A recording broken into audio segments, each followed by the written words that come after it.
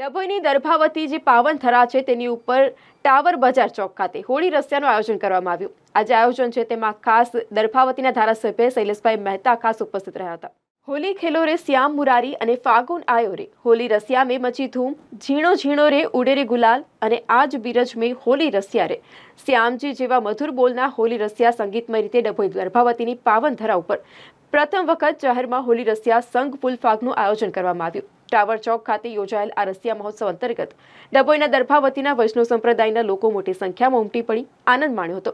આ પ્રસંગે વલ્લભ યુથ ઓર્ગેનાઇઝેશનના શ્રી વલ્લભ કુલભૂષણ વૈષ્ણવાચાર્ય પૂજ્ય શ્રી વ્રજરાજકુમારજી મહોદય આ પ્રસંગે ખાસ ઉપસ્થિત રહી આશીર્વાદ પાઠવ્યા હતા। પ્રભુ ભક્તિ અને રસિયાના મહત્વ સમજાવતા તેમણે જણાવ્યું હતું કે ભગવાન આ 40 દિવસના રસિયા મહોત્સવ દરમિયાન ભક્તને પોતાનું મિત્ર સમાન રહી હોલી રમવા આમંત્રણ આપે છે।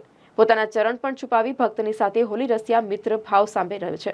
તો આવા સમયે પ્રભુ ભક્તિમાં લીન થઈ જવું જોઈએ અને સાથે જ વિવાહીઓ દ્વારા પ્રભુ ભક્તિ ટેકનોલોજી સાથે સંકળાયા બાદ એપ્લિકેશન થકી ભક્તોને ભક્તિનું સાચું માર્ગદર્શન આપવામાં આવશે। જે એપનું લોન્ચિંગ આગામી 4 એપ્રિલના રોજ થશે।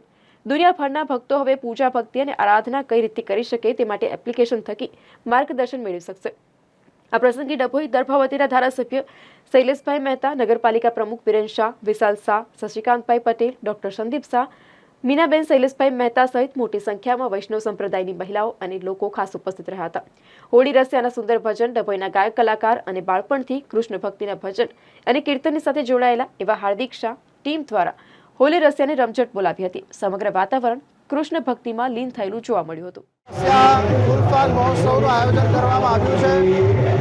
શૈલેષભાઈ મહેતા જે અહીંયાના ધારાસભ્ય છે, ખૂબ જ લોકપ્રિય છે, લોકલાડીલા છે, એમના નેતૃત્વમાં અને એમના માર્ગદર્શનમાં આ ભવ્ય આયોજન અહીંયા સાકાર થયું છે।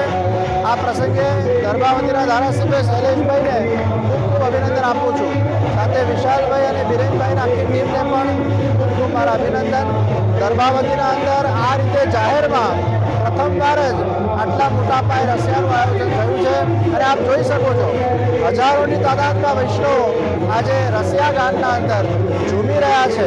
આ જ રીતે દર્ભાવતીની જનતા આવા ઉત્સવોના માધ્યમથી પ્રેરિત થતી રહે, અહીંયાની જનતા આ જ રીતે નિડર રહે અને શૈલેષભાઈના નેતૃત્વમાં આ જનતા માટે અનેક સત્કર્મો, જનહિતના કાર્યો આગળ જતા પણ થતા રહે એ શુભેચ્છા સાથે શુભમ ભવતુ। નગરીનો ઇતિહાસ બદલાઈ રહ્યો છે। પહેલીવાર દર્ભાવતી નગરીમાં ટાવર ચોક ખાતે હોલી રસિયાનો કાર્યક્રમ પરમ પૂજ્ય ગોસ્વામી 108 વ્રજરાજકુમારની હાજરીમાં એમની પ્રેરણાથી કરવામાં આવ્યો અને દર્ભાવતી નગરના તમામ આગેવાનો, તમામ વૈષ્ણવો, તમામ હિન્દુ સમાજના નાગરિકો અહીંયા ઉપસ્થિત રહ્યા। મોટી સંખ્યામાં આજે જાહેરમાં હોલી ઉત્સવ ઉજવવામાં આવ્યો।